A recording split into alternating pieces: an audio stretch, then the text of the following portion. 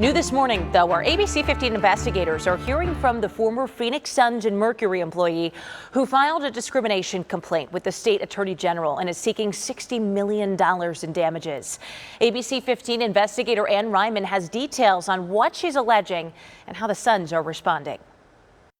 I cried to my husband when I was offered the role, and I thought I was on the beginning of what I thought was going to be an incredible journey. Andrea Trishan talking about how it felt to be hired by pro sports teams. I was very excited about it. Hired as the organization's Diversity, Equity, Inclusion Program Manager in 2022. I'm from the Valley and I love the Suns, so I felt like it was the perfect opportunity for me.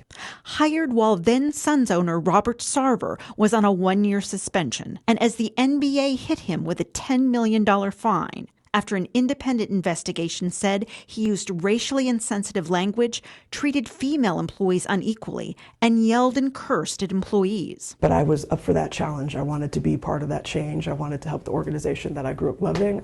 She claims in a complaint made to the state attorney general she was the subject of discrimination. Initially, what seemed like a dream job turned into a nightmare pretty quickly within the first 2 months. Sarver then announced he was selling the teams. There was a sense of, okay, there's finally going to be some changes around here and we can move on from all the pain and the hurt, and that didn't happen. Months later, in June 2023, Andrea said she was put on a performance improvement program and ultimately fired. The last year has been a roller coaster ride of emotions. She recently went public with her claims, on Friday getting support from a leading civil rights organization. The Suns organization can be a precedent for integrity and justice within professional sports.